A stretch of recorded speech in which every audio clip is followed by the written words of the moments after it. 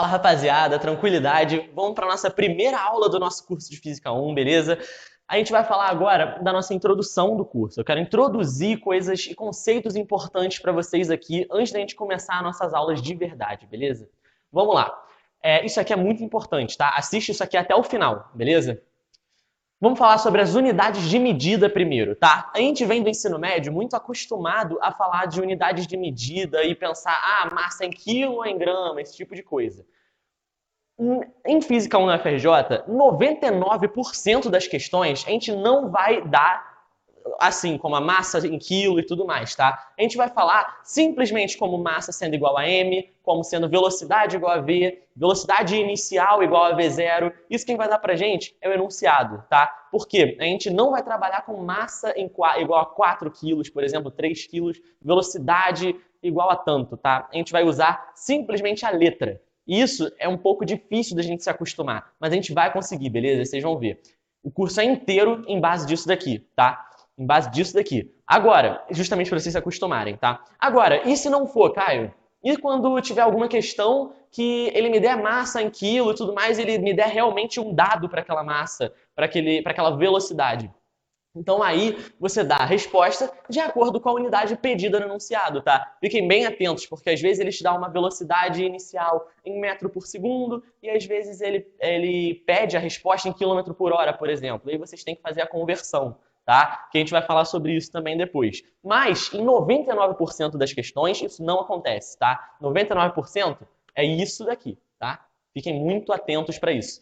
Vocês só podem dar as respostas em termos dados no enunciado. Esse é o ponto principal disso daqui, tá? Vamos lá, o que acontece? Se ele te dá uma partícula de massa igual a m viaja com velocidade v0, esse termo m e esse v0 é o que você pode usar na sua resposta, tá? Então, se ele te pede qual é VF, ou seja, velocidade final, você pode dar essa velocidade final em termos de m e de v0, que é o que ele te deu no enunciado. Agora, se você tem algum outro dado, sei lá, você não pode colocar na resposta, a não ser que ele falar isso no enunciado pra gente, tá?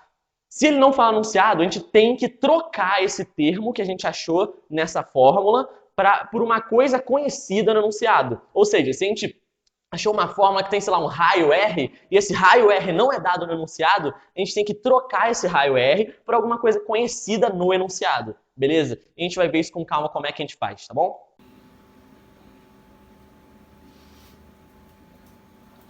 Boa tarde, senhores. Uma migalha de like, por favor. Tem 125 dias que ninguém se inscreve no nosso canal. Passa em física, por favor, se inscreve aí. Dá essa moral. Compartilha com os amigos que estão precisando de ajuda em física, por favor. Obrigado. Deus abençoe. Vamos falar agora sobre a resolução das questões, tá bom? Olha só, primeiro de tudo, muito importante, na hora de escolher as fórmulas, que é muitas vezes uma das maiores dúvidas da gente, a gente pensa, caramba, beleza, eu tô nessa questão, que fórmula eu uso? Pô, o cara deu várias fórmulas de cinemática pra gente, como é que eu uso cada uma delas? Quando eu uso? Isso, quem vai te dizer é isso daqui, tá? A gente tem que escolher as fórmulas que tenha o que a gente quer descobrir, tá? O enunciado vai te perguntar alguma coisa. Então, na fórmula que você for usar, o ponto de partida da sua questão, a gente tem que partir de uma fórmula usando alguma coisa que a gente quer descobrir e, ao mesmo tempo, essa fórmula tem que ter o que o enunciado dá pra gente, tá? Foi o que eu acabei de falar aqui em cima. A gente vai ter que achar uma fórmula que tenha o que a gente quer descobrir e, ao mesmo tempo, tenha, por exemplo, massa m e velocidade v0, que nem eu dei pra vocês aqui, tá? E é assim que a gente vai resolver as questões, assim que a gente vai encontrar a fórmula ideal pra gente usar, tá bom? E agora um conceito importantíssimo pra gente, tá? Que vocês têm que ter em mente pro resto da vida aqui em Física 1. Para P1, P2, P3, P3, para todas as matérias, tá? Que é o seguinte, a gente tem que separar as dimensões para trabalhar com movimentos em 2D ou 3D, tá bom? O que eu quero dizer com isso? Se ele dá uma velocidade pra gente que não está só no eixo X ou não está só no eixo Y, para a gente trabalhar com essa velocidade, a gente tem que dividir ela, tá? No eixo X e no eixo Y. E aí a gente vai trabalhar com os eixos separadamente, tá bom? Isso aqui é para botar na veia de vocês, tá? No curso inteiro, tá? Ah, Caio, e quando ele pedir uma coisa que está em vetor, ou seja, e se ele pedir uma coisa que não está só no eixo X nem no eixo Y? Aí você dá a resposta em vetor, tá? Aí você passa, ao invés de dar essa resposta sendo V igual a, sei lá, M vezes tan, para dar a resposta em vetor igual a uma resposta que eu vou ensinar para vocês na aula que vem, tá? Na próxima aula vocês vão entender como dar a resposta em vetor, tá bom? Isso aqui é importantíssimo, vocês vão ver na próxima aula, tranquilo? Beleza. Agora, para finalizar, só tem o último papo que eu quero ter com vocês, tá? Vocês vão entender na próxima aula também o que é o vetor unitário, tá? O I e o J. Vocês vão entender melhor isso. Só que eu quero dizer para vocês agora é o seguinte. E se a gente tiver um vetor... dizer o seguinte. O referencial positivo do eixo X e do eixo Y é para direita e para cima, tá? O referencial positivo do eixo X é para direita e o do eixo Y é para cima. Então, se a gente tem um vetor que está para cá, ó, o vetor está aqui, ele está positivo no eixo X, porque ele está na direção positiva do eixo X. Se a gente tem um vetor que está para cá, para cima, ele vai estar positivo, porque ele vai estar na direção positiva do eixo Y. Ah, Caio, mas e se a gente tiver um vetor aqui, ó? Ferrou pra gente?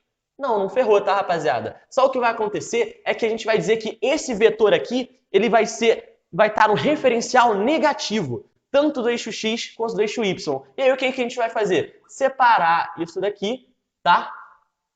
E dar a resposta em termos de, ao invés de I chapéu e J chapéu, que são os vetores unitários positivos, a gente vai dar essa resposta em menos I chapéu e menos J chapéu, que são os negativos, entendeu? É só isso daqui. A gente vai entender melhor. Caraca, Caio, o que é I chapéu, J chapéu? Vocês vão entender melhor na próxima aula, tá? Só isso que eu quero que vocês tenham em mente agora. Se o vetor for negativo, como que a gente faz? O que acontece? Esse I chapéu aqui a gente não vai usar, a gente vai usar menos I chapéu. A gente vai pegar esse vetor I chapéu para cá, ó. Essa é a diferença, tá? A gente vai pegar o menos I chapéu, a gente vai pegar aqui em cima, a gente vai pegar o menos J chapéu, tá? Vocês vão entender melhor na próxima aula. Esse aqui eu quero ter que vocês tenham em mente agora, tranquilo? Então, vamos começar de verdade agora, vamos falar de vetores. Aproveita que chegou aqui e tu curte, se inscreve e ativa o sininho do nosso canal, suave? Se tu fizer isso, você vai ser aprovado em física. Eu garanto pra você.